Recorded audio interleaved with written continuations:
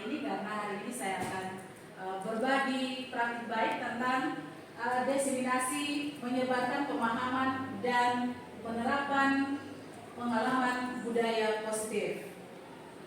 Seperti yang kita ketahui, kira-kira menurut Bapak Ibu, budaya positif itu yang seperti apa? Nah, budaya positif ini adalah perwujudan dari nilai-nilai keyakinan universal yang diterapkan di sekolah. Budaya positif dapat mendorong murid untuk mampu berpikir, bertindak, dan mencipta sebagai proses memerdekakan dirinya sehingga murid mampu mandiri dan bertanggung jawab.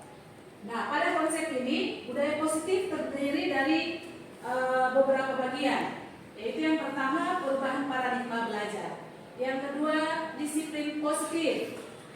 Yang ketiga adalah kebutuhan dasar manusia. Yang keempat adalah motivasi perilaku manusia. Yang kelima, posisi kontrol guru. Yang keenam, keyakinan kelas. Dan yang ketujuh itu ada segitiga restitusi. Nah, untuk kita mau melihat ke depannya dari masing-masing konsep pembelajaran inti tentang budaya positif, kita mulai dari pembelajaran dengan paradigma baru. Apa itu pembelajaran dengan paradigma baru? Pembelajaran dengan paradigma baru itu merupakan pembelajaran yang dirancang berdasarkan prinsip pembelajaran berdiferensiasi. Tentunya Bapak Ibu guru semua sudah menerapkan pembelajaran berdiferensiasi karena sudah menerapkan kurikulum merdeka, sehingga para peserta didik mampu belajar sesuai kebutuhan daripada anak-anak itu, berdasarkan tahap perkembangan sesuai teori psikologi modern untuk mewujudkan profil pelajar Pancasila. Nah, yang kedua itu adalah kita menerapkan disiplin positif. Bapak Ibu sekalian, lihat di sini disiplin positif adalah pembiasaan positif. Pembiasaan positif itu berlaku sesuai dengan sikap anak, kemudian tutur kata anak, itu dijadikan sebagai pembiasaan positif agar murid berkembang menjadi pribadi yang kritis, mandiri, dan bertanggung jawab. Nah, sebagai guru, sebagai pendidik, tentunya tujuan kita adalah menciptakan peserta didik yang memiliki disiplin diri sejak dini, sehingga mereka berperilaku mengacu kepada nilai-nilai kebajikan universal dan memiliki motivasi dalam diri menuju perubahan perilaku ke arah yang lebih baik. Nah, yang ketiga dari yang ketiga itu adalah kebutuhan dasar manusia. Kebutuhan dasar manusia merupakan sesuatu yang kita lakukan untuk mendapatkan apa yang kita inginkan. Seluruh tindakan kita yang kita miliki, tujuan kita, semua usaha yang terbaik yang kita lakukan agar kebutuhan dasar kita terpenuhi dengan baik. Yang berikut adalah kebutuhan dasar manusia. Nah, kebutuhan dasar manusia itu meliputi apa saja? Kita akan pelajari satu persatu. Yang pertama itu kebutuhan dasar untuk bertahan hidup. Kebutuhan dasar untuk bertahan hidup itu meliputi makanan tentunya. Kalau kita tidak makan, tentunya kita akan merasa tidak sejahtera. Kemudian pakaian, tempat tinggal, kemudian keamanan dan kesehatan tentunya. Yang kedua adalah kebutuhan dasar manusia yang harus terpenuhi, itu adalah kasih sayang dan rasa ingin diterima. Rasa diterima, dipedulikan, kita berbagi, bekerja sama, dan menjadi bagian dalam kelompok-kelompok. Di sini intinya adalah terjadi kolaborasi antara semua pihak dalam lingkungan tersebut. Kemudian ada penguasaan. Penguasaan di sini adalah harga diri kita, keinginan untuk dianggap memimpin. Kemudian berprestasi, kemudian prestasi kita itu diakui dan didengar. Dan yang keempat adalah kebebasan, mandiri, memiliki pilihan, mencoba hal baru, dan mampu mengendalikan arah dirinya. Dan yang terakhir, tak lupa juga adalah kesenangan. Bapak Ibu, kalau kita hanya hidup dengan kita punya kebutuhan hidup yang lain tanpa kesenangan, tentunya tidak akan lengkap. Tentunya kita akan butuh refreshing, bermain dengan anak-anak, kita saling bercanda, humor, dan sebagainya. Nah, kemudian berkaitan dengan perilaku manusia itu ada kebutuhan dasar manusia yang terbagi atas beberapa bagian, diantaranya hukuman, konsekuensi, dan restitusi. Nah, hukuman ini kita sebagai pendidik, kita sebagai orang tua, tentunya kalau kita mau memberikan hukuman itu tidak terencana. Anak kalau dia berbuat kesalahan kita langsung panggil dan kita langsung mengeksekusinya di situ tanpa ada rencana yang kita susun terlebih dahulu. Dan murid pun dalam posisi hukuman ini dia tidak tahu apa yang akan terjadi. Entahkah dia akan celaka di situ karena kita memberikan hukuman. Kemudian dia bersifat satu arah. Dan yang terakhir hukuman berupa psikis dan fisik. Itu akan membekas terhadap diri seorang anak peserta didik. Kemudian konsekuensi. Nah, konsekuensi ini berarti dia akan berbeda dengan hukuman. Hukuman dia tidak terencana, sedangkan konsekuensi ini dia terencana atau disepakati sesuai aturan. Contohnya, kita bisa menerapkan kesepakatan kelas di dalam kelas.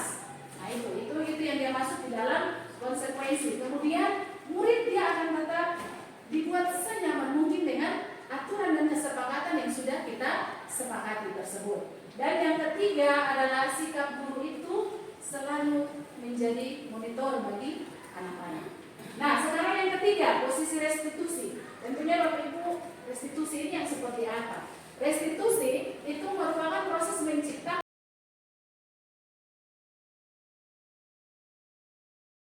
Selamat siang, Ibu. Baik, apa kabar kalian hari ini? Baik. Nah, terima kasih suasana yang menyenangkan hari ini. Hari ini kita akan menetapkan kesepakatan kelas atau keyakinan kelas bersama. Siapa yang tahu apa itu keyakinan kelas? Keyakinan kelas adalah sesuatu yang kalian yakini kalian bisa lakukan itu. Itu dinamakan dengan keyakinan kelas. Keyakinan kelas juga itu dia berupa seperti aturan yang berlaku. Jadi kita sepakati bersama kira-kira dalam pembelajaran bahasa Inggris itu apa-apa yang kita sepakati. Tetapi itu dilarang membuat seperti hukuman dan sebagainya. Dia hanya kesepakatan yang berupa positif. Ya. Bisa dimengerti? Ya. Oke, baik. Sekarang di tangan Ibu ini ada 2 lembar atau 2 warna stick note ya. Stick note ya. Ibu akan bagikan kepada kalian. Kalian diminta untuk menuliskan apa keyakinan kalian atau apa yang harus kita yakini bersama. Tidak boleh terlambat masuk kelas atau kumpul tugas tepat waktu tergantung dari kalian kesepakatan terhadap ini. Wajib bawa kamus kan? Bisa mengerti? Bisa. Paham semua? Ibu minta 1 orang tolong bagikan ke teman-teman. 1 lembar per 1 lembar ya.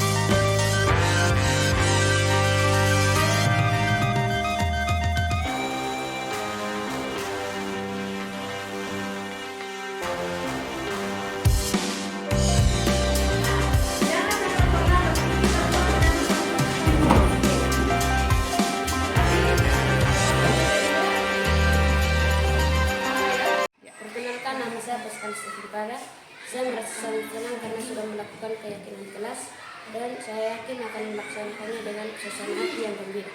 Terima kasih. Perkenalkan, nama saya Marsha Gracia Binsuat. Di sini saya akan menyampaikan perasaan saya.